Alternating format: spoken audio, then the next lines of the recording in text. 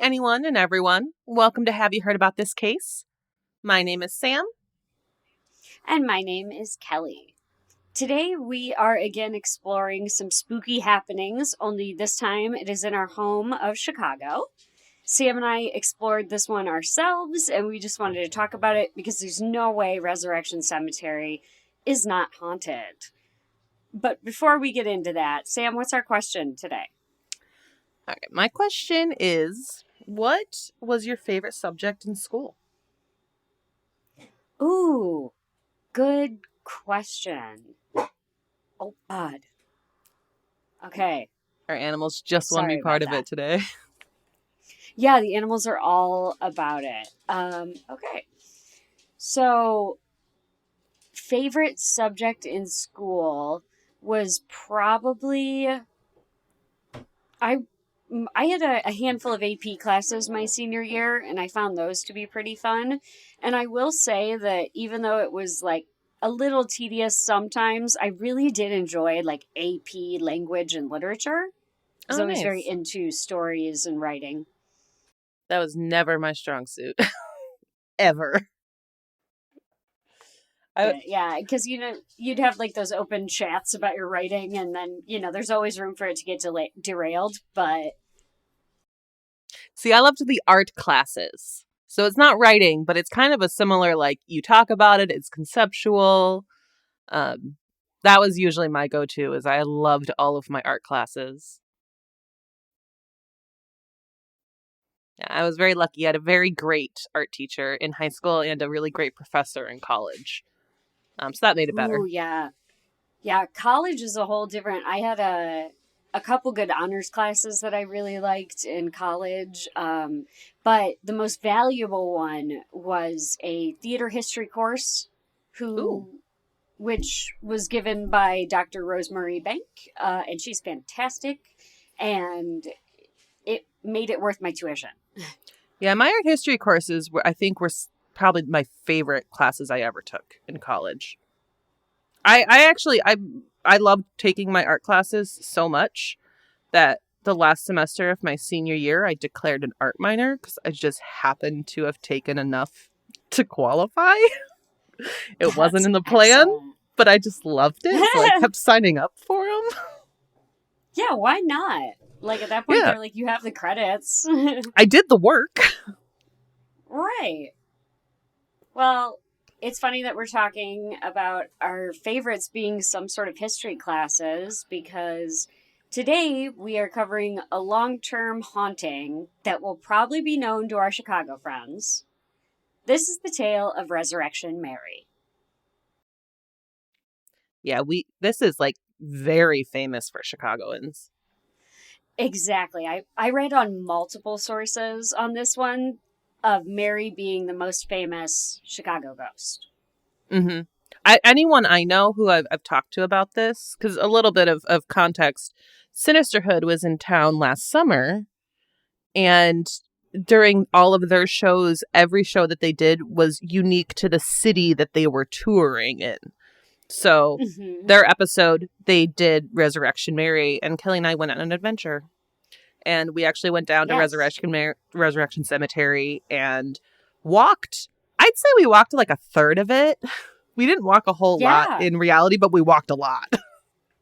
Well, we went on a weekend too. I believe we went on Memorial Day weekend, and we Mm-hmm. wanted to kind of keep back from the actual people who had folks buried there. We only visited sort of like the outlying kind of older graves, which Yeah, we were in the older section, the oldest section, I believe, of the cemetery. mhm. Yeah, at least from what we saw, it was the oldest in the area. Mm-hmm. And we'll talk a little bit about this place.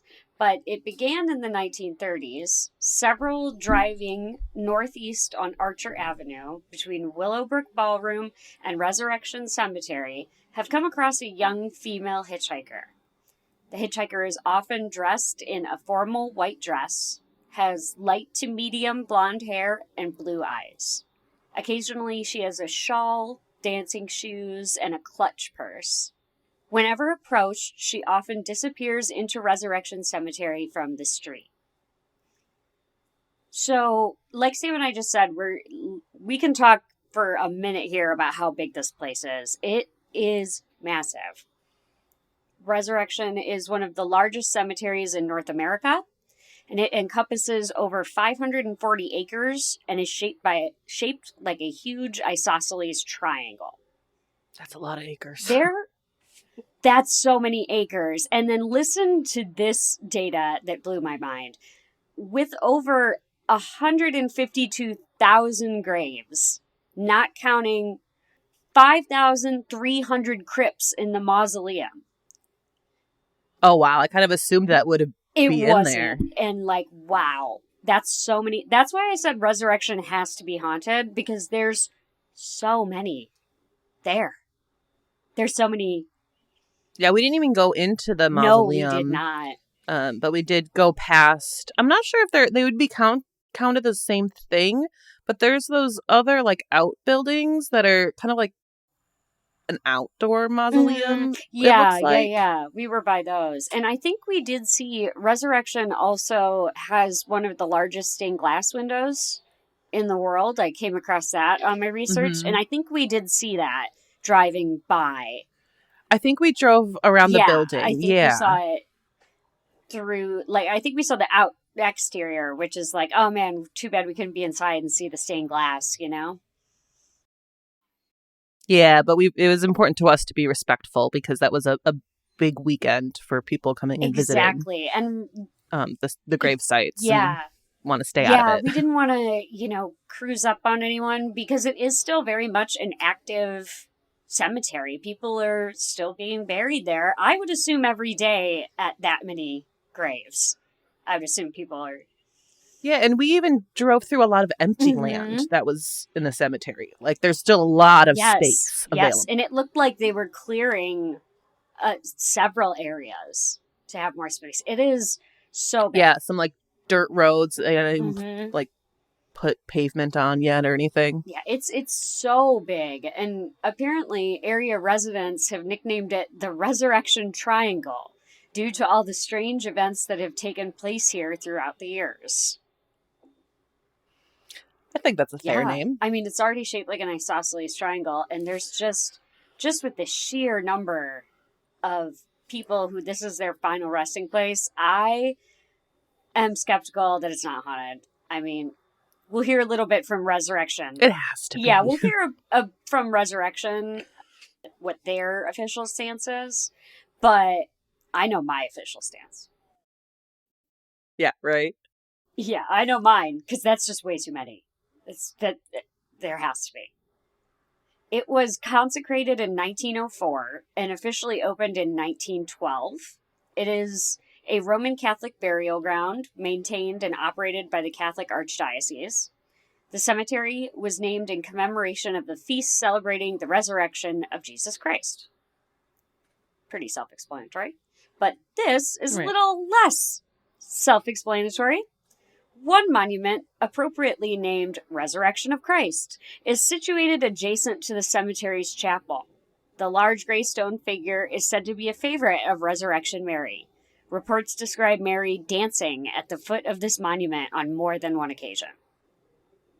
Oh, I hadn't heard that before, but I know exactly what statue that's referring to as you drive in. I mean, we'll see this going forward, too. I've got a few accounts here where we have multiple people seeing the same thing at the same time, and none of them have the answer to what they saw. Yeah, I remember when we were looking into this last summer, it was one of those things, like, I would read an article and it would name somebody else, but it would have the same story. And it was just like, it was weird. And it's one of those things where I'm a believer, and I've said this before. I said this a little bit in our last episode on Holding Light. I'm skeptic, but I desperately want to believe. That sort of stuff makes me believe more. I know. I was on the fence, but I spent today really falling down the Resurrection Mary rabbit hole, and there are so many accounts of so many people seeing the same thing that I'm like, has this been somebody who just lived at this house for all these years and was like, I'm going to screw around with people? Like, right? But it's even like the light. I can't explain it, but I've seen it. Right. Exactly. I've seen it. I was there. And after hearing these stories, I'm like, okay, well, I mean, this is a little too coincidental that some of these people, including law enforcement officers, are seeing the same things. The legend is it's believed that Mary was dancing with her boyfriend at O. Henry Ballroom, which is now called the Willowbrook Ballroom at 8900 South Archer Avenue in Willow Springs, Illinois. She was said to have gotten into an argument with her boyfriend and stormed out of the ballroom. After leaving the ballroom, she started to walk down Archer Avenue, where she was hit by a car and died. The accident was a hit and run. According to the legend, her parents found her and were grief-stricken at the sight of her body. They buried her in Resurrection Cemetery, wearing a beautiful white dress, dancing shoes, and the dress matched the shoes, it said. The driver of this hit and run was never found. One theory is that Resurrection Mary may be Mary Bregovi, who died in a car accident in the Loop of Chicago in 1943. And for those of y'all who aren't from Chicago, the Loop is just our downtown area, and it refers to where the trains all loop around and go back the other way, essentially. Would that be fair explanation, Sam? Yeah, so like all of the train lines come together in a central location downtown, and it literally creates a circle. And it's basically inside of that circle is referred to as the loop. Yes. It's what, maybe like 10 by 10 blocks? So like like maybe around there. It's not a massive area, but it'll take you a little bit to walk from one corner to the other. Yeah, and if you're on the train, you're going to be accustomed to it circling around there and then heading back out toward either the northward or the southward direction, depending on which way it came from. Or west. Or east or west, yeah. Because they're all just intersecting down there. Well, not east. The lake is east. It makes you want to transfer trains. It's a really good place to be like, oh, okay, well, I needed to be on the red line anyway. I'm sitting on the brown line right now. We do colors for our trains. Exactly. The trains are each like prime example, if you're going to a Cubs game and you're coming from the highway on the Kennedy or 90, you take the blue line in so that you can get onto the red line at Roosevelt and hop back up and go to the Cubs game at Wrigley. Yes, and the Wrigley stop, when it is a home Cubs day at the Wrigley Red Line stop, I'm fighting for my life. I never want to be there. That's the true. Oh, I used to be in that every day. I used to go to Cubs games every day, and I loved it. Yeah, I mean, like, if that's what you're coming for, it's exactly what you're looking for. It's just very, like... But if you're trying to commute... Right. If you're trying to get out of there... It's rough. No, it's not good. If you're ever trying to get out of there. But so Mary Bregovi died in the Loop in 1934. And that's what, about 20 miles or so from the cemetery? I would say.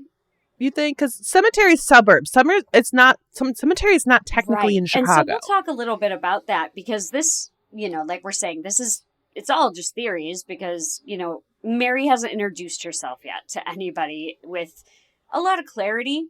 So one of the theories is that it could be Mary Bregovi. And one of the things that kind of says it might not be is that she was killed in the Loop downtown, about 20 miles away from Archer Avenue, which is where everybody is seeing the apparition of Mary.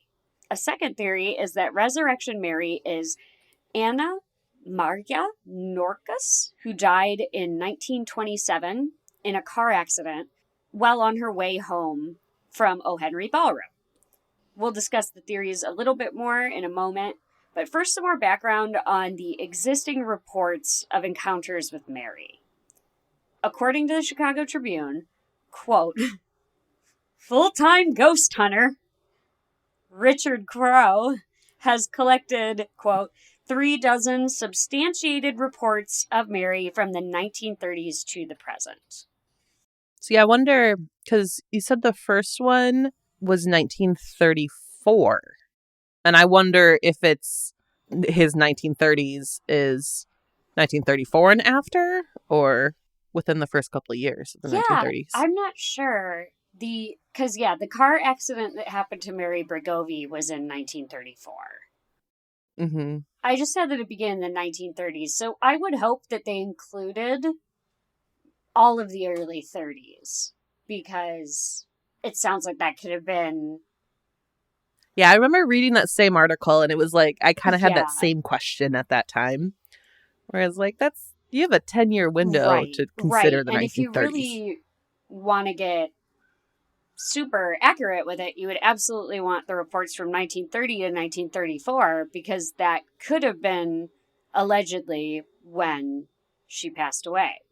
Wondering.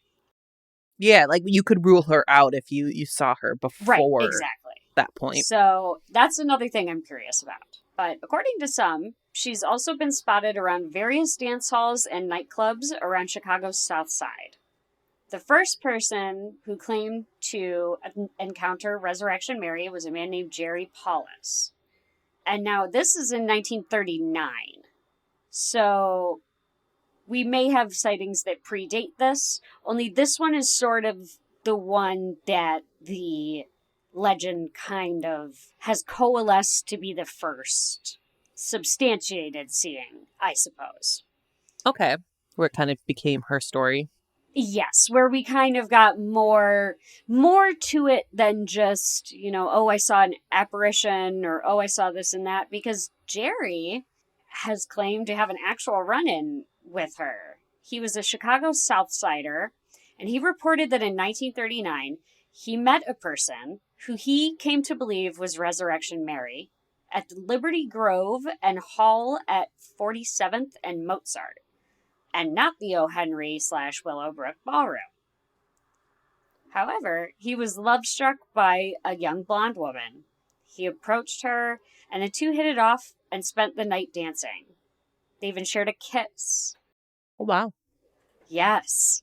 So we are claiming contact here, even more prolonged contact, because Jerry said something was off, that her hands were as cold as ice, which, as somebody with poor circulation, we're not all ghosts.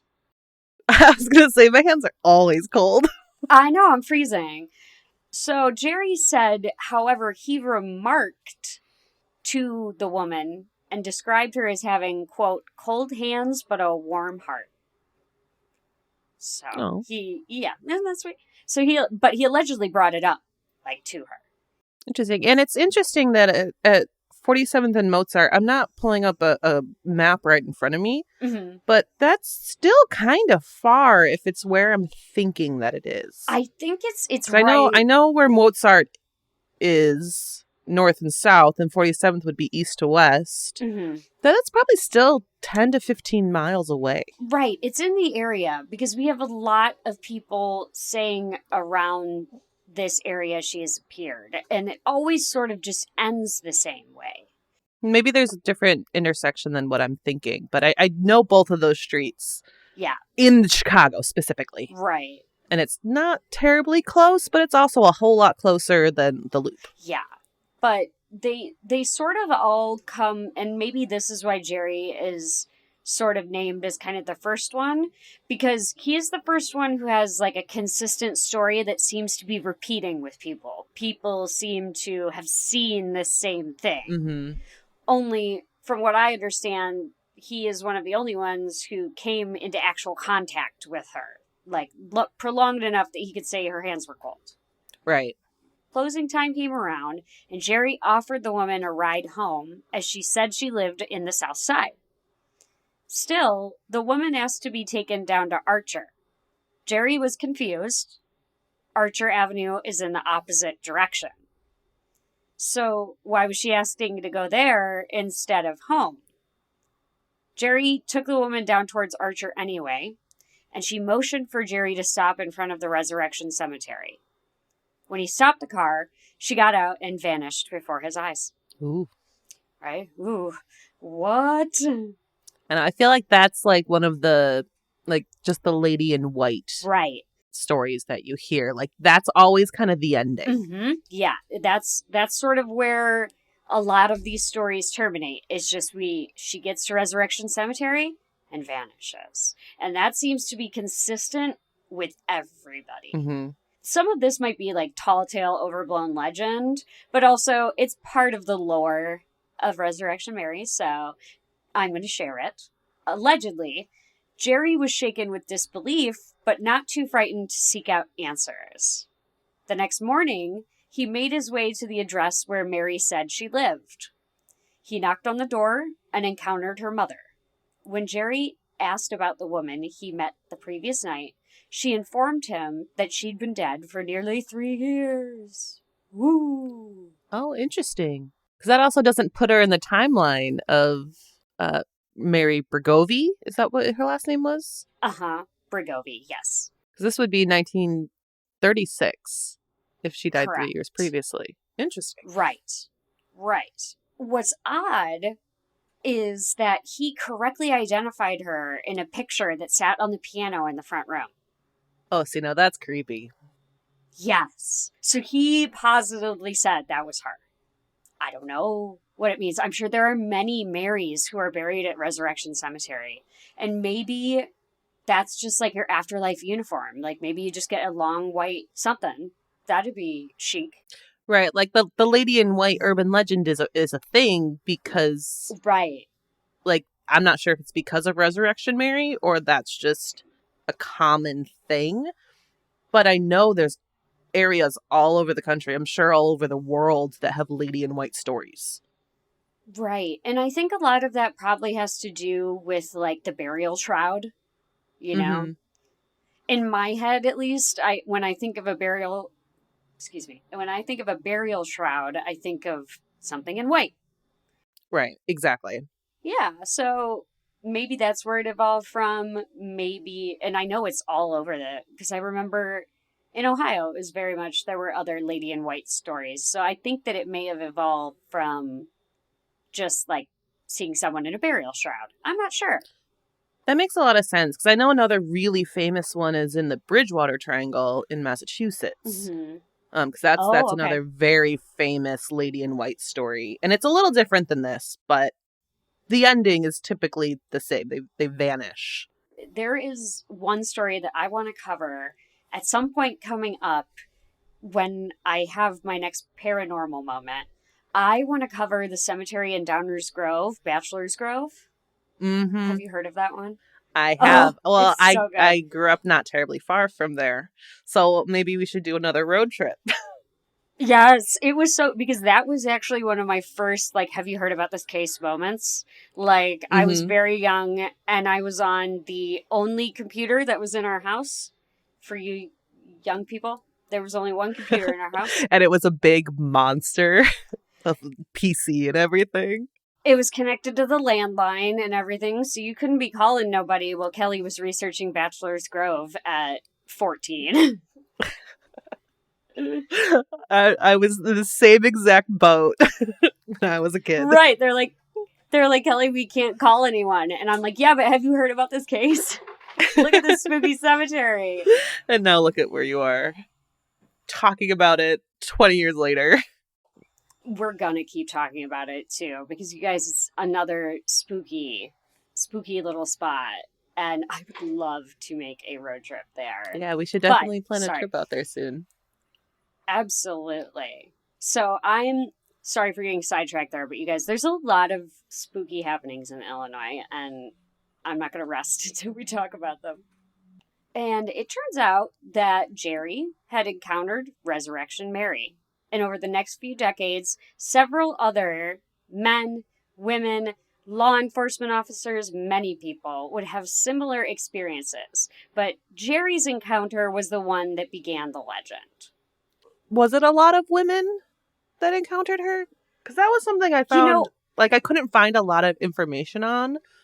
But I just noticed a lot of the names of people in the articles were male names.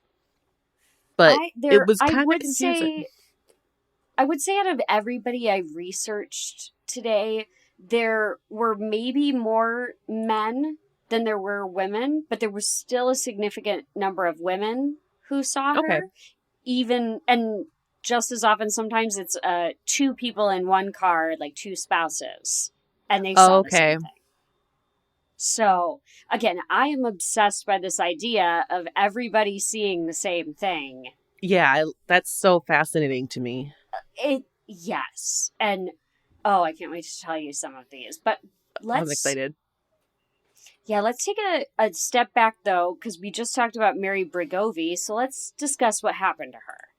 She died in an automobile accident on March 10th, 1934, and was buried at Resurrection Cemetery in grave number 9819, section MM, near 79th Street. However, don't attempt to find the grave because it's unmarked and was said to have been bulldozed just after World War II when the graveyard needed more space. This was Oh, evidently before the cemetery began perpetual care. yeah, right. Because that's probably right So, where we were. right. We were on definitely the outskirts, close to even the fence border, I remember, because we just wanted to give those families as much space as they needed. Because the place is so massive, we were literally driving around it. Yeah, we spent a You good can't, half an hour just driving circles right? around the grounds, and we weren't really repeating a whole lot. Right. And most people who were there visiting a loved one had a car with them as well. Like the cemetery is just so massive. It's just not super walkable. So if you have even someone who's like, my knee is twinging, like you probably want to take your car because this place is so big. And we'll post some pictures. We definitely took a good amount when Mm-hmm. we were there, so you'll see kind of our perspective and what we're referring to with what we saw. Yeah, absolutely. It was very cool. But I do think that this is sort of a good way to get yourself a ghost is to bulldoze Yeah, a grave. yeah, Yeah. probably. But however, the cemetery does now have perpetual care. So the place has just gotten bigger and bigger and bigger. Which it was quite serene. I see why somebody would want this place to be like their resting place. I understand. It's beautiful. It's absolutely beautiful. It's quite beautiful. And like we just said, we'll attach photos, but some of the headstones in this cemetery are so beautifully carved and so unique and individual that you kind of feel when you're looking at this grave site, you're not seeing just the grave site. You're seeing sort of a glimpse into the personality of the person who rests there, you know? Mm-hmm. The cemetery, this was evidently prior to them beginning perpetual care. Brigovi was born on April 7th, 1912. She used to live at 4611 South Damon Avenue in Chicago and was waked at the Satala Funeral Home, 4744 South Damon Avenue. John Satala remembers preparing the body and how she was dressed. He said that she had a very pretty orchid dress, and he remembers having to stitch part of her face due to the accident. Oh. Yes, isn't it? Oh. And also, I love the descriptor of like an orchid dress. That sounds so pretty. Like, I also just looked up that address, 4611 South Damon. That's incredibly close to Mozart and 47th Street that we mentioned earlier. Like, okay, very close. Okay, so this could have been her place that she went to go and dance and have It's fun like because within of course, like 2 blocks. yeah, because this is before we all had phones and we're all doing everything all at once. So that could have just been her spot around the corner that That's she went very to dance interesting. at. That there's that Yeah, connection. Interesting. exactly. And another interesting connection is the accident was reported briefly in the Chicago Tribune, March 11th, 1934. and it stated, quote, "Girl killed in crash, Miss Mary Brigovi, 21 years old, 4611 South Damon Avenue, was killed last night when the auto in which she was riding cracked up at word missing Street and Wacker Drive. John Riker, 23 of 15 North Ninth Street, Park Ridge, suffered a possible skull fracture and is in the county hospital. John Thull, 25, driver of the car, and Miss Virginia Rosansky, 22, were shaken up and scratched. The scene of the accident is known to police as a danger spot. Thull told police he did not see the L substructure. The L here referred to is the trains operated by Chicago Transit. It's so called because the train tracks are elevated above the streets so the train may pass. So it sounds like, Sam, I'm not sure what you're hearing, but what it sounds like to me is the driver of the car and was not aware of the L substructure, and it sounds like he may have hit that. Yeah, it doesn't sound like a hit and run. It doesn't. It sounds like, I mean, they don't even mention in this report here at all any of the other car. Like, so I'm assuming that it sounds like it's just 4 people in one car. Right. It sounds like it's a single car accident. That's what I'm taking away from it. Yeah. Yeah. Okay, good. I was like, am I crazy, or this does not sound like it sounds like a very sad accident, but not a hit and run as what was explained earlier. And, you know, we don't have the hit and run, but we do have a possible connection here. I see why some may think that way. But yeah, like, a few details are changed. After the article came out in 1983, Vern Rutkowski, who knew Mary Brigovi in real life, produced several faded photographs showing Mary standing on the running boards of old Model A's and T's. However, these photographs show her as having short brown or dark wavy haircut, just past her cheekbones, and not the long blonde hair always reported in the Resurrection Mary encounters. Because that is one thing that's pretty consistent, which is she's a blonde. Mm-hmm. Interesting. So, yes. A 1992 Chicago Tribune article indicated that records kept at the Satala Funeral Home described Mary Brigovi as a 17-year-old factory worker who died en route to the Iroquois Hospital, even though death records clearly indicate she was just a month shy of her 22nd birthday. Yeah, I actually scrolled back up to like check that the age was right with her birth year. Mm-hmm. And then I'm like, okay, she should be 22, but she's a month away. But that's a whole different thing then. Exactly. So just sort of another discrepancy there. True. But, you know, like we just said, even if the S at the end of that was dropped, it would still be Marie. It wouldn't be Mary. Yeah. So, I wonder if Brigovi is a common name. I've never heard it before, but that doesn't mean anything, really. Right. I haven't heard it before either, but I wouldn't be surprised maybe at the time it was a little more common. Because it does say here she was a factory worker, and I believe at this time that was a, you know, sort of very common profession for women. And we definitely know that Mary and Marie are both very common names.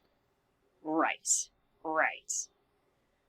So we have a lot more background on Mary Brigovi, which I think is why we're able to more conclusively rule her out.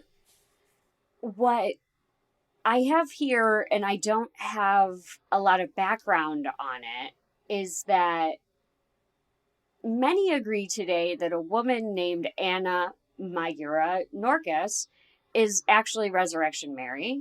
She was said to have been killed in a car accident in 1927 while on her way back from a party at the O. Henry Ballroom. Her story seems fairly consistent with the legends. However, we have less background on her. I remember reading this in kind of thinking the same thing, that Mm-hmm. this seemed a little more logical, but Mm-hmm. you can't say, yes, this is her. Yeah, you can't. Yeah, you can't conclusively say, oh, for sure it's Anna Norcus, or for sure it's Mary Bregovy. Mm-hmm. But there's way more information accessible about Mary Bregovy than Anna Norcus. However, what Interesting. I have read about Anna Norcus is consistent with the legend, being that it started at the O'Henry Ballroom and was in the same area. So everything I've heard lines up with the legends, but also, you can't really say for sure. Like, no, Right. this is her. But here's something curious. On Tuesday night, August 10th, 1976. So I'll talk a little bit about all the different sightings, but from here we're starting to go a little more chronologically. On August 10th, 1976, the Justice Police Department received a phone call from a man who stated he was driving past the cemetery gates when he apparently saw a girl locked in after hours. Oh. It was going on at 10:30 p.m. when a police officer responded to the call. Patrolman Pat Homa looked for the girl with his spotlight and then called out on his loudspeaker, but there was no response. However, in shining his flashlight around the gates, he discovered that 2 of the bars had been pulled apart. Embedded in the metal were the impressions of handprints. This On is the a very surface of famous, part of the White. story. Quite, you guys. We have, I know that I took at least one picture of the front gate, and we'll talk a little bit more about what happened to it, but I for sure took a picture of the front gate, even though the bars that are in question that we're speaking about right now are no longer there. Because obviously this happened in 1976, and the cemetery has a beautiful reputation, so they're not just going to leave a giant gap in their fence. However, well, they did leave it for a it long was there. time. They did. It was They left pretty it recently that they changed it. They had left it for enough time that they start to get annoyed about it. But on the surface of the green patina of the bronze, there were scorch marks. And within that, what looked like skin texture, as though someone had seared the marks into the bars. That's just crazy. Patrolman Pat Homa related this story on the paranormal television show That's Incredible, and he lost his job over it. Oh, wow. So yeah, just for telling that story, he lost his job. And Sam is absolutely right. They did leave it for a while. I'm pretty sure my sister has seen it. It's been fairly recent history that they've been replaced. Right. I remember my sister mentioning it. Exactly. Yeah. Apparently, the marks looked like they had been made by human hands, and crowds flocked to the main gates to gawk at the bars that Resurrection Mary had bent. So exactly what we're saying here. Yes, exactly. Plenty of people like you, like me, like whoever's listening, we all want to go down. We want to see it. Hey, we went there. We just didn't see it. We did. And here's why. In an effort for crowd control, the cemetery attempted to blowtorch the marks off. But it had the opposite effect. Now the bars were blackened and could be easily seen from Archer, and consequently more people showed up than ever. Whoops. So, exactly, they're trying to get rid of it and it's not working. According to them, disgusted with the publicity and with Halloween approaching, the cemetery hacksawed the bars and installed a fine wire mesh for security reasons until the bars could be straightened and replaced. So that's a lot of effort. Yes. According to a cemetery worker, Chet Kowalski, as reported in a Chicago Tribune article, October 25th, 1992, a front-end loader truck that backed into the gates while doing sewer work bent the bars. That's 15, 20-year difference? something like that. From Also, I think 1976 to right to 1992. 1992. Right, exactly. Also, I just realized I pronounced his name wrong. Sorry, Mr. Kowalkowski, not Kowalski. Chet Kowalkowski is goes on record saying that it's this front loader truck that was bending the bars, and really the cemetery has sort of leaned on that description. They always say they've always said it was a truck doing repairs that backed into the bars and made the dent. Which it could have been, but 78 to Mm-hmm. 92. Right, right. We're not talking about it till then. Yeah, According to that's a little weird. Kowalkowski, yeah, like that's a while to not bring it up. According to Kowalkowski, the grounds workers tried to restore the bars to their original position by heating them with a blowtorch and bending them. The imprint in the blackened metal, he said, was of a worker's glove. However, if that's true, then why haven't the marks reverted back to their green-colored state that's caused by the oxidization of the bronze when exposed to the elements? It has been over 20 years, and to this day, the area where the handprints were discovered is still seen as a blackened area. So we can Weird. tell the article that's being written is being written maybe in like 92, 94, Mm-hmm. because they're still able to see it. And as of today, 2023, they have redone the gate. The Yeah, gate I would is say all my sister was probably there 10 to 15 years ago. I would guess. and I haven't asked her specifically, that but would make sense. I think she was Yeah. driving herself. So Right, that would make sense. It within would the line last 20 up with the years. timeline. Yeah. It would line up with the timeline of it So being in the 2000s, they 1994. were still bent, basically. Right. Right.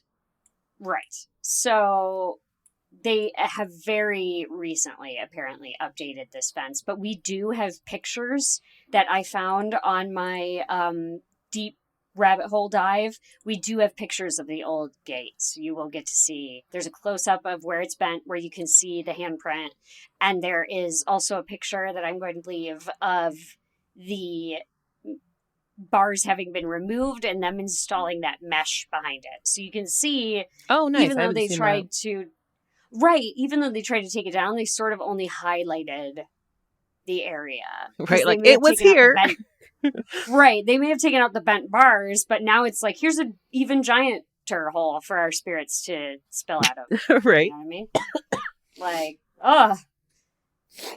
Even more distressing, some reports and encounters discuss a driver finding a woman dead in the road wearing a white dress after being abandoned by a hit-and-run driver. Once, police and EMS respond, the woman is nowhere to be seen. She vanishes. That'd be Sometimes so there's an creepy. imprint.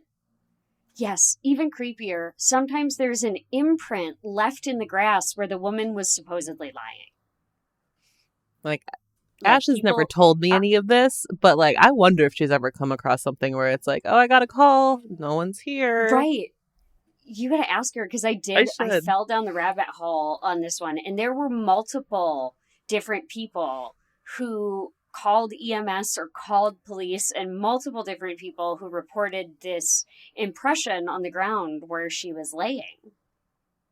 So, and That's just from the crazy. way the article, right, from the way the article's written, we once again have this thing of we're all seeing the same thing, where the Mm-hmm. cops and EMS are also seeing the imprint left, but they're also not seeing anyone. Interesting. So yeah, super interesting. On August 12th, 1976, just 2 days after the bars were discovered bent, a Cook County squad car investigating a CB radio emergency call about an apparent hit-and-run automobile victim arrived near the intersection of 76th Street and Roberts Road. Now, I'm pretty sure that's pretty close to the cemetery. Mm-hmm. Right. What they ended up finding was a girl in her 1965 Ford Mustang. Sweet. I love that. Right. And she had a CB microphone still in her hands, and she was in tears. So they asked the girl where the body was that she had just reported on the side of the road. She pointed to an area marked by a depression in the soft, wet grass that evening, and which appeared to conform to the shape of a human body. The girl said that just as a squad car turned off 79th Street to come in her direction, the body on the side of the road disappeared from sight. Oh, God. Like, this, Can you imagine? the fact that there's so many stories about it, like, really does make me say, like, okay, there's something here. But imagine being in that position. Like, imagine, yes, thinking that you have found a victim of a vehicle hit and run, especially if it's one where the funeral representatives remember working on the body, like Mary Bergovi. They mentioned that she had injuries to her face that they had to stitch. Right. So I can only imagine coming up on a scene like that and being positive that you have someone in front of you who is dead and you have to contact whoever you can. That was, that must be terrible. Especially in that time period, too. Like, right now, we have cell phones. Like, she's probably lucky she had a CB radio. Yes, exactly. And, you know, she's not the only one. This is another scenario. Just so many people seeing or not seeing the same exact thing. Another story was a man he was going to work at about 2:30 a.m. He had just passed Chet's Melody Lounge on his way to Argo Cornstarch when he saw a body of a woman lying right in front of the gates. He stopped his pickup truck to look at the young lady. She was still alive, so he went straight to the police station, got an ambulance, and came right back. However, the body was gone. The impression where the body was laying was still there, though. See, that's the crazy part to me, is like, that's the haunting part. Right. He was able to guide them back to exactly where he saw this. So you know he saw something, because you can't guide somebody back to the exact place you saw something unless you saw something pretty significant. And Chet's Melody Lounge is like almost directly across the street. And maybe down the road just a tiny bit. And so, like, there's those markers. You know that area if you're seeing these businesses and then the front gates. Exactly. And Chet's Melody Lounge comes up a lot in this. Yeah, I know a couple things with Chet's Melody Lounge, and I want to go there. You and I didn't go there when we were down there. We should go back. Yeah, we should. I mean, we only saw just like a small schism of that place. And now we're, like I said, we're sort of chronologically moving a little further. We're living kind of in the late 70s right now. The next case was in a January 31st, 1979 article in the Suburban Trib. Columnist Bill Geist detailed the story of a cab driver, Ralph, who picked up a young woman, quote, a looker, a blonde. She was young enough to be my daughter, 21 tops. This is happening near a small shopping center on Archer Avenue. He said, quote, it was Thursday night, would have been 2 weeks ago, and I was lost, basically, he said. Quote, I dropped this big spender way the hell down in Palos Heights or Hills or someplace like that and was trying to make my way back to the tollway. I just turned on to Archer, down there where it's still a lonely road, especially at midnight. So it's good for us to imagine that because, like we said, this is happening in the 70s. So I imagine it's lonely. I imagine now it'd still be pretty quiet in that intersection. Yeah, kind of definitely what I would describe as like a lonely area. Probably at that time, very dark. These days, I'm not sure because we were there during the day. But I imagine, especially at midnight, this area is just sort of definitely a less traveled spot. And I know, like, if you go further down, like towards where Chet's Melody Lounge is, it's a lot of open land. It's not a ton of businesses. It kind of feels like a county road almost. Right. Yes. So yes. I imagine going back to 79 with even less going on over there. Right. It probably really feels more rural than anything. Yeah. Sort of desolate. I would say. Because Sam's right, there's just not, even these days, there's not a ton happening there. But I can only imagine in the 70s, even less. Mm-hmm. And so it's midnight, it's dark. Ralph says the next thing that happened, there she was. Quote, she was standing there with no coat on by the entrance to this little shopping center. No coat. And it was one of those real cold ones, too. He's referring to the day. He said, she didn't put out her thumb or nothing like that. She just looked at my cab. Of course, I stopped. I figured maybe she had car trouble or something. She hopped right into the front seat. She had on this fancy kind of white dress, like she'd just been to a wedding or something, and these new kinds of disco-type shoes with the straps and that. He went on to say, so like more like so modern shoes for that time. Exactly. And so he's seeing her, this is the first time we're seeing her in the dancing shoes. Mm-hmm. Which, according to the legend, Resurrection Mary was buried in. He further stated, quote, I asked her where she was going, and she said she had to get home. I asked her what was wrong, if she'd had car trouble or what, but she really didn't answer me. She was fuzzy. Maybe she'd had a couple of drinks or something, or was just tired. I don't know. Oh, the only thing she did say really was, the snow came early this year. Or, the snows came early this year. Or something like that. Other than that, she just nodded when I asked sometimes if we were supposed to just keep going up Archer.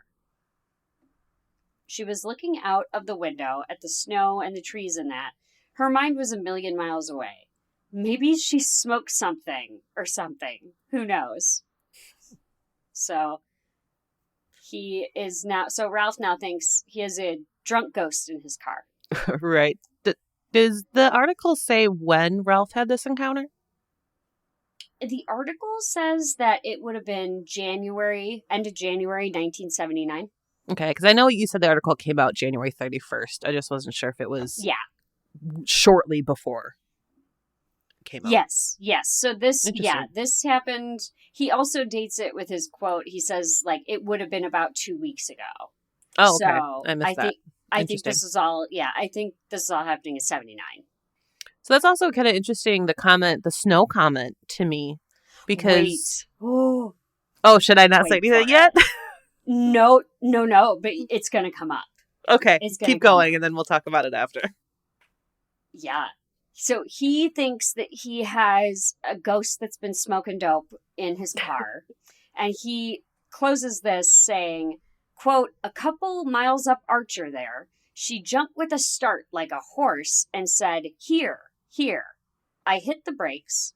I looked around and I didn't see no kind of house. Where? I said. And she sticks out her arm and points across the road to my left and says, there.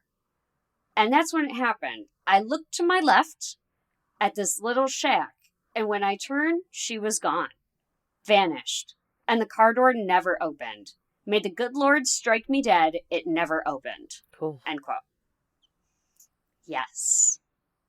So Ralph, we're going to talk more about the snow. Ralph also, he refused to give his last name, address, or phone number, fearing his name would be used in a newspaper article and he would appear to be a raving lunatic.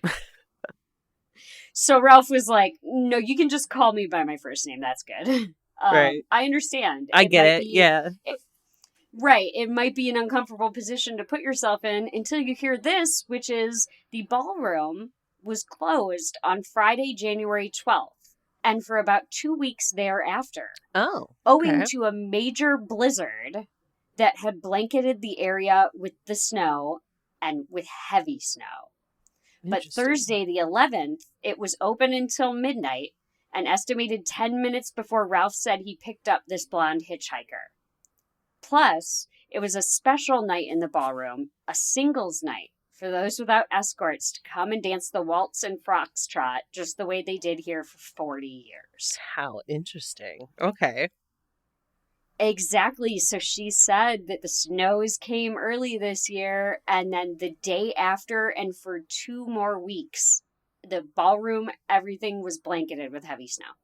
Well, my thought with the snow came early is growing up in the Chicago area, when I was really young, we had heavy snow mid-November every year, Mm-hmm. typically. Mm-hmm.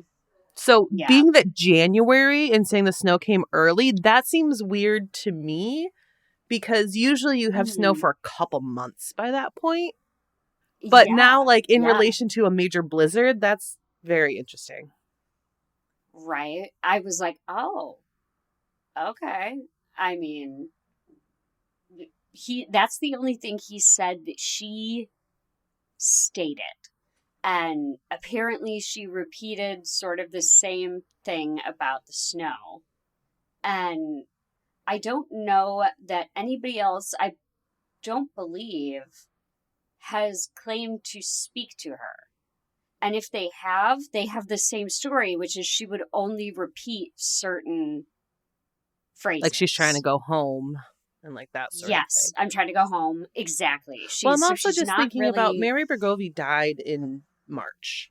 So if you're thinking about it Mhm. of like, okay, they're kind of stuck in the time period that they died in, a snow comet doesn't make Mhm. sense in March either because No. that's when the snow's melting. Right, Maybe I'm thinking too that's the far point into when it, you're. but No, that's interesting. the point when we're getting less snow here. Mm-hmm. So Geist described Ralph as, quote, not an idiot or a maniac, but rather, in Ralph's own words, quote, a typical 52-year-old working guy, a veteran, father, Little League baseball coach, churchgoer, the whole shot. Geist goes on to say, the simple explanation, Ralph, is that you picked up the Chicago area's preeminent ghost, Resurrection Mary. Sounds like it to me. Right. So we're going to talk next about, and like Sam said at the beginning, there are quite several men here, but we will get to stories that include everyone. Don't worry. We've all seen Resurrection Mary, apparently. And again, that's just what's blowing my mind that so many people are seeing the same stuff. And they're seeing it generally around the same time, like midnight Right. to like I think the latest you said it was like Right. 3:30 or something. Something like that. Yeah. And we'll hear a little more in this tale of people who are having a joint delusion or have all seen the same thing. Bob Maine is the only man known to have encountered Resurrection Mary on more than one occasion.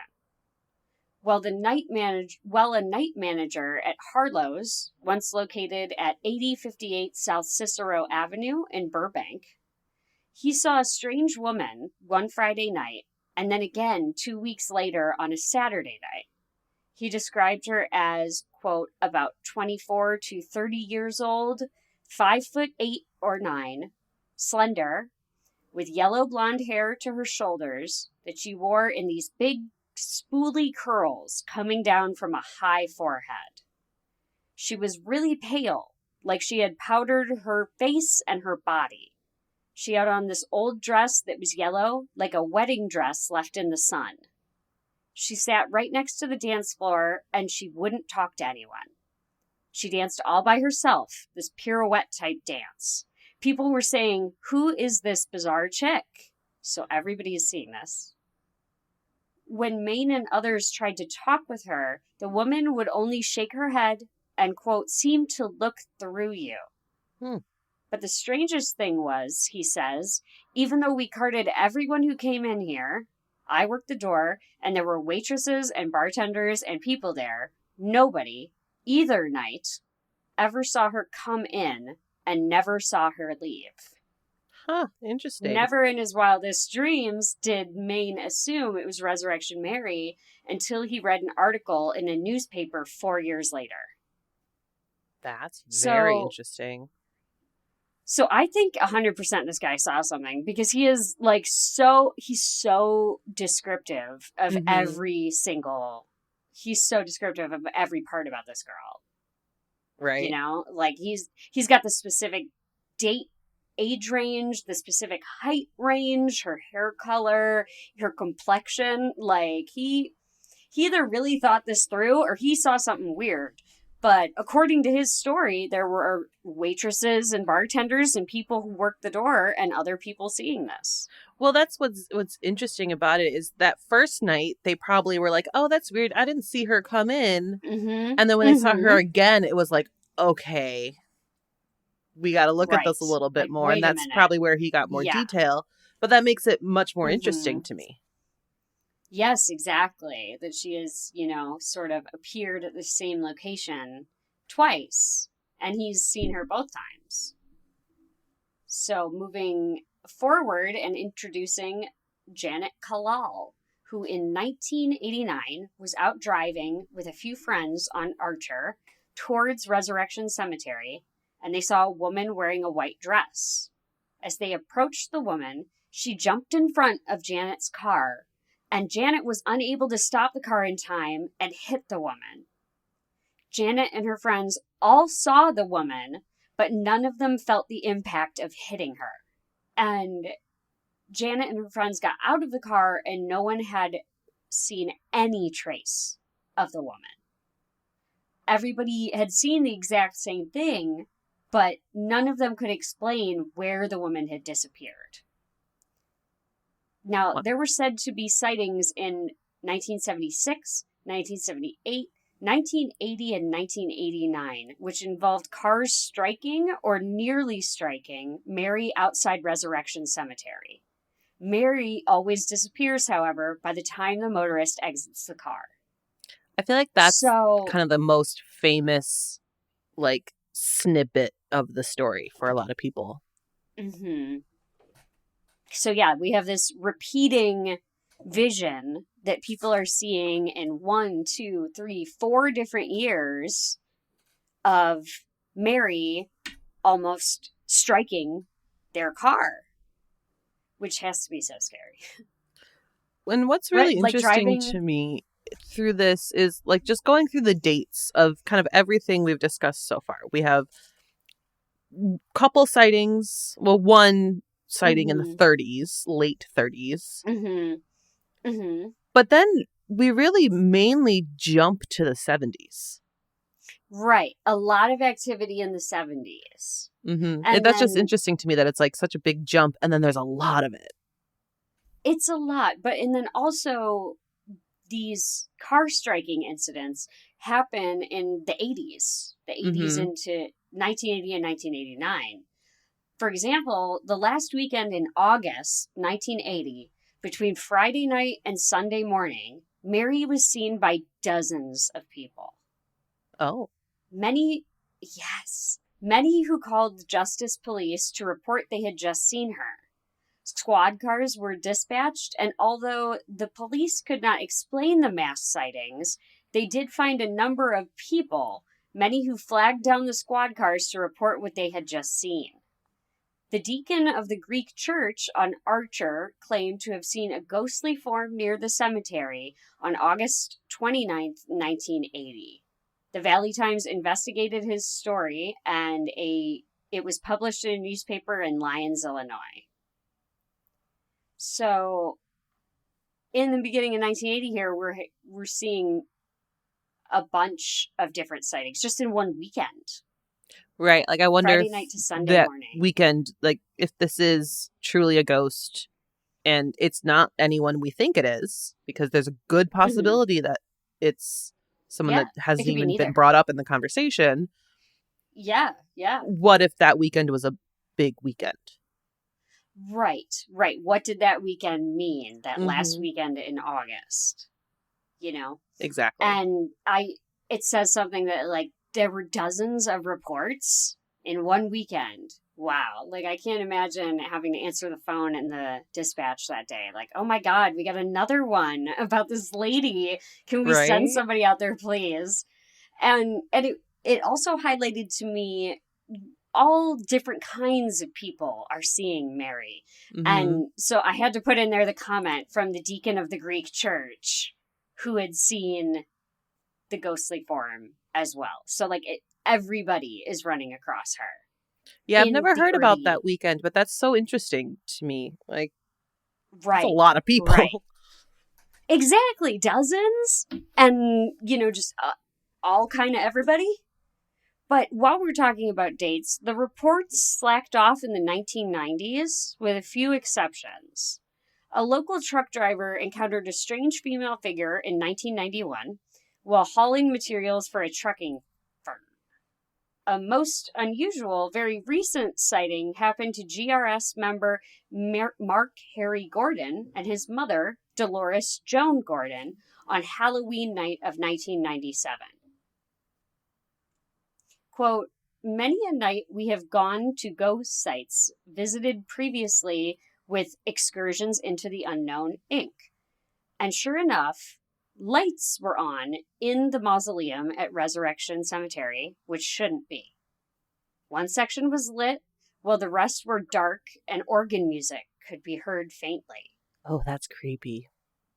Super spooky.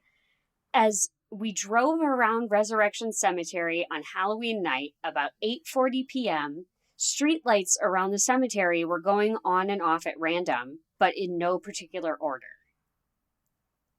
He continued, we were looking around as we passed and saw nothing out of the ordinary other than the odd blinking of the streetlights.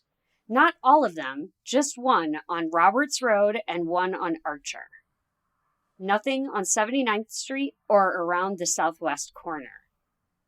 The blinking was not steady, but random. Then, as we came closer to the main gate, heading east on Archer, about 250 feet west of the main gate, was a young, sandy blonde-haired girl of about 17 who was walking in the dark alone. With an innocent face seeming in a world known only to herself, and unobservant or even uninterested in the world around her. She came into view as we were a few car lengths away. Her step was deliberate, yet with a gentle sort of ease. She walked right into the middle of the grassy area between the cemetery fence and the Archer Avenue curb. It seemed odd that she appeared so suddenly, although it was dark. She was dressed in white and should have been easy to spot from quite a distance. He said, cars in front of us passed and looked at her in disbelief, rubbing their eyes to be sure they really saw her as well as ourselves. In fact, we looked to see if there was a car or a group waiting for her, thinking it must be a Halloween trick and not a treat. So, It's interesting people that are spotting her. Yeah, and I find that the comment interesting that like you should have seen her from further away.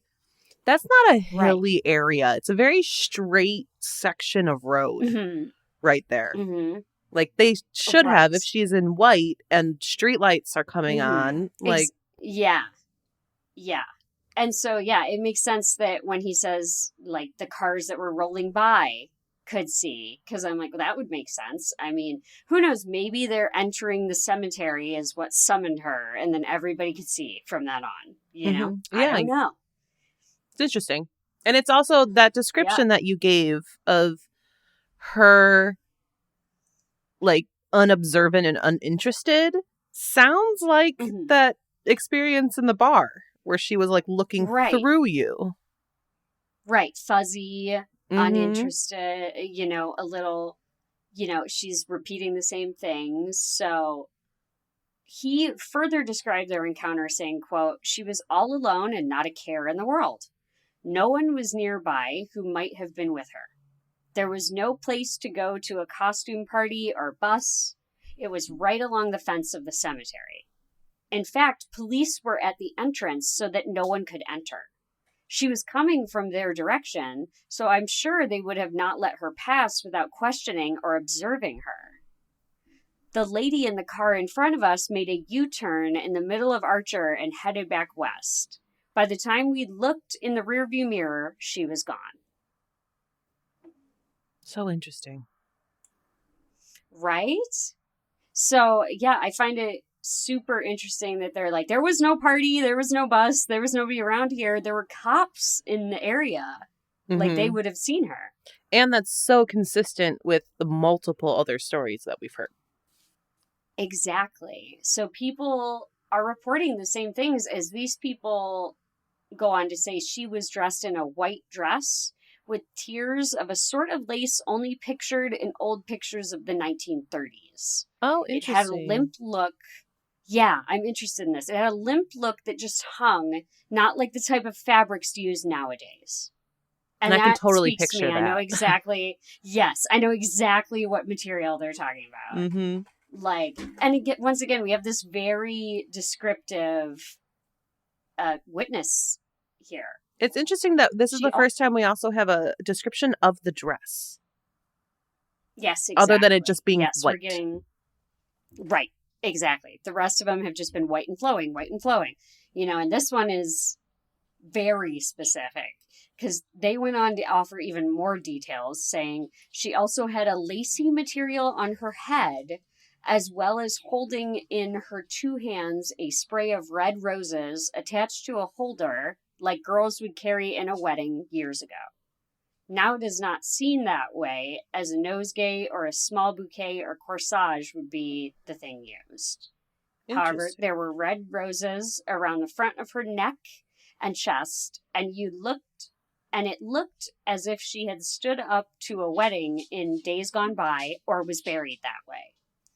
You couldn't see her shoes, as her dress was long and covered her feet. It was truly out of the past, as it looked quite old-fashioned. And that very much does sound like something that someone might be buried in. Yes, exactly. Yeah. And you might be holding sprays of florals when you're buried, I hope I am. Like, somebody give me a peony. But so again, a very descriptive encounter. And they're not even finished yet. He went on to say, quote, "People made U-turns to pass her again, but she was no longer there.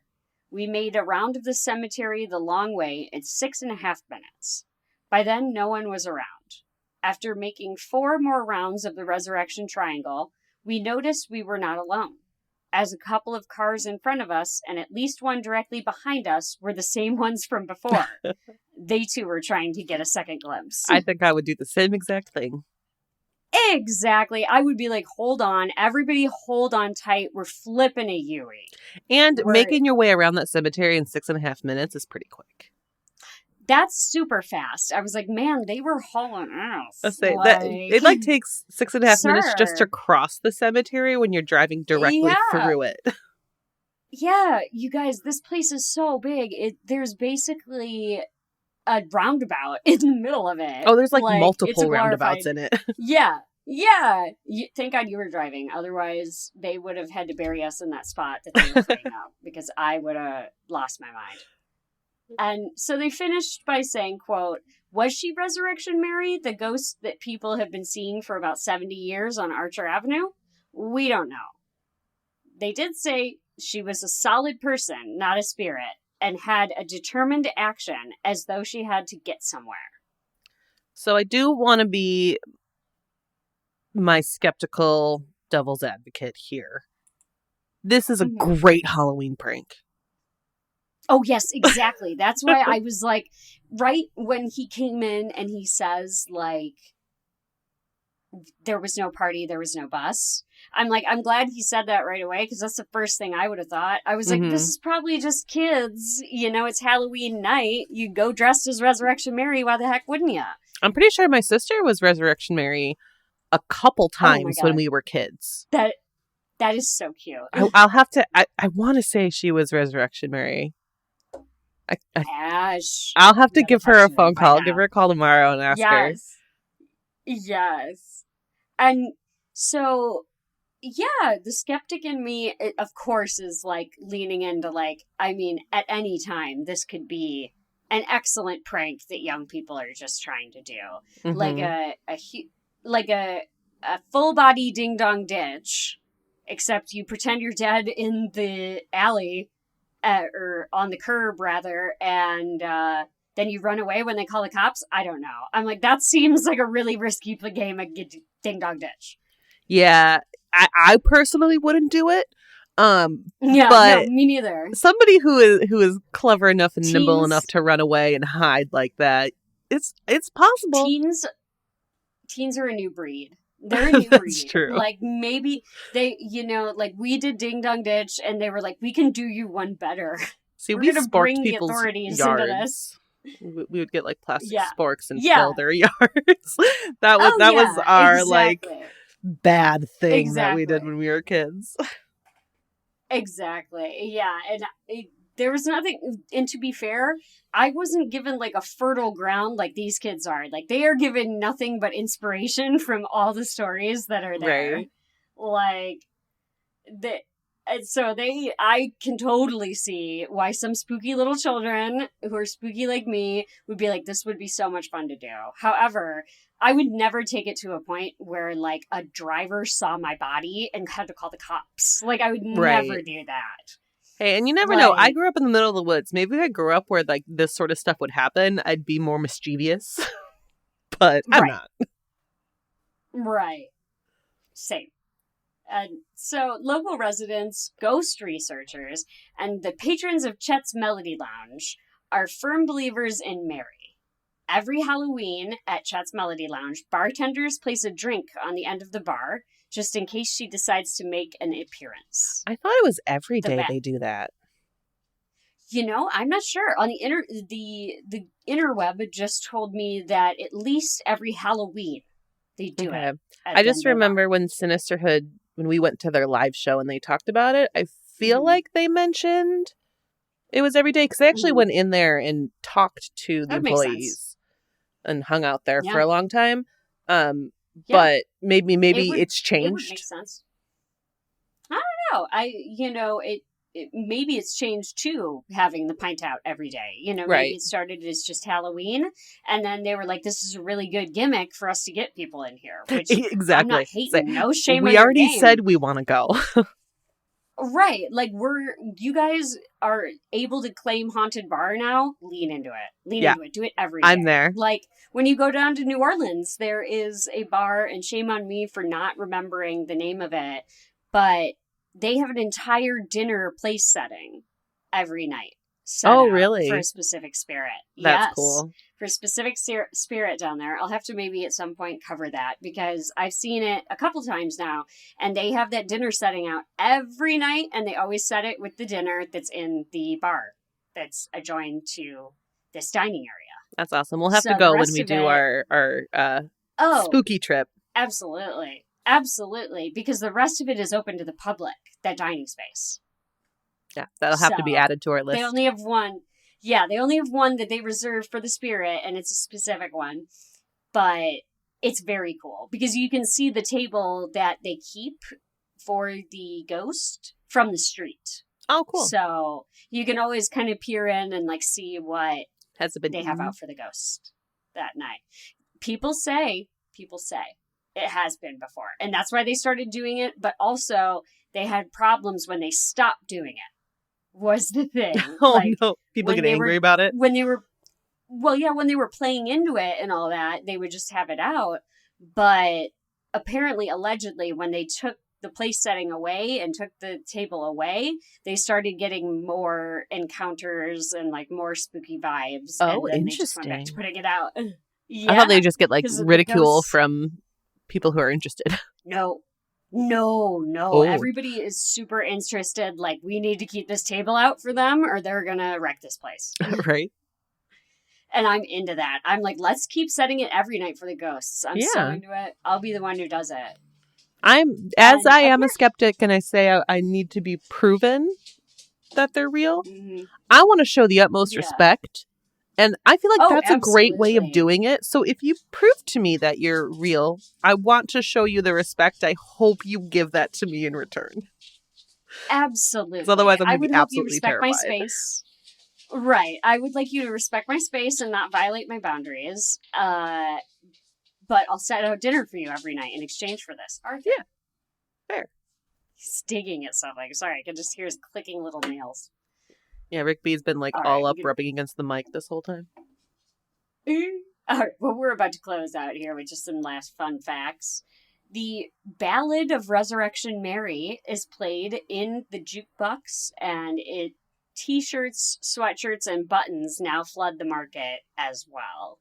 There was even a rap version entitled Res Mary that was released a few years ago. Oh, that's funny. So, yeah. So if you ever find yourself along Archer Avenue or plan a visit, the best times when most people have seen Mary are after 1:30 a.m. on the night before a full moon.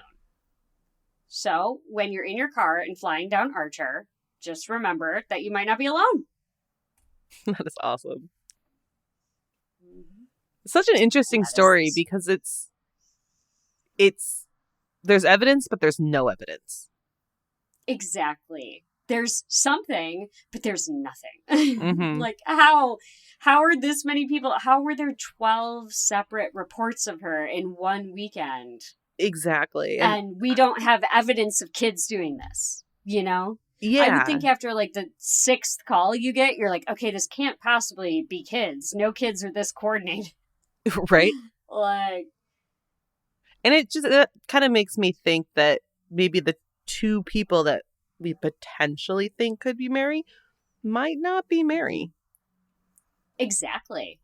Both those theories might be nothing, because for everything that we have that supports them being Mary, we have equal amount of information that does not line up.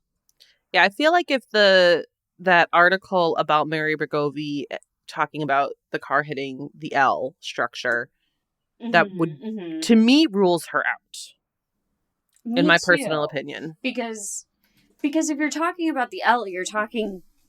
If you're talking about the L, you're talking about a completely different area of Chicago than this. See, I can't think of anything that's more polar opposite to Resurrection Cemetery than the Loop. Yeah, and I did look up how far it was from... Was it Mary Bergovie's home on Damon? On Damon, yeah. They were actually... Her home was on Damon, and she was waked at on Damon, a little further down. That's a little further than I thought it was from Resurrection Cemetery. It's 13 miles. Okay. So that very much puts the Loop probably closer to 25 miles, maybe 20 miles away. Yeah, she used to live at 4611 South Damon and was waked at the Satala Funeral Home at 4744 South Damon. Which are very, very close to each other. But I'm just thinking, like, distance-wise from Ghost, either where you died, which is far, or your home, it's still far. Like, what's truly the connection? Is it just the burial grounds? Right. Is it just the burial grounds? Is it just that she was a young woman named Mary in a car accident? Because it's not even like we discussed. It wasn't... Mary Bergovie's report is not anything of a hit and run. It's a car accident. Like a single car accident. Into the L substructure is what it sounded like to me. Yeah, it very much seemed like it was just a true accident. A terrible accident. Yeah, because not only was Mary Bergovie killed, one of the passengers suffered a possible skull fracture and was in the county hospital, and the driver and the passenger were also shaken up and scratched. So, but you're right, either way, they're far. Either way, they're far. It's just very interesting because it's like it makes sense partially. Mm-hmm. It's also just so sad because she was no matter what, it's a 17-year-old factory worker. Like that. That's so sad. She was 17 or 22 because there were the 2. Yeah, because or 21. The records according to Satala Funeral Home had described her as 17. However, death records indicated that she was 21, a month shy of her 22nd birthday. Either way... Which would put her right at the age Mary was. Exactly. That's what I was about to say. Like, either way, whoever it was, Mary's young. So, and that in itself is tragic. Yes, most every report of a sighting here has been like at youngest people have said she's 17, at oldest they've said she's 21 or 22. That's still so young. Mm-hmm. Well, maybe someday you and I But will be able to figure out who Mary is. exactly, and regardless, it remains as well that Resurrection is a beautiful, beautiful place, and I can see why somebody would not only want to rest there but hang around. Maybe Mm-hmm. it's a beautiful spot. I definitely recommend You know? people going for a walk Oh, through the cemetery. absolutely. If you have some time while you're in town and you want to get away from like shopping on Michigan Avenue or, going to see the Bean, like this is a really fun detour. Mm-hmm. Just what I would say is if you do encounter people there, please be respectful as it is Exactly. the final resting place still of people's folks. So Mm-hmm. be respectful if you go there and try and give them their space to grieve while you look on. Absolutely. All right. Well, thank you all for listening to Have You Heard About This Case? If you liked this episode, please leave us a review on Apple Podcasts. And you can find us on Instagram at Have You Heard About This Case Pod and on Twitter at HYHATC Pod. Or you can email us at haveyouheardaboutthiscase@gmail.com. And we'll talk to you later.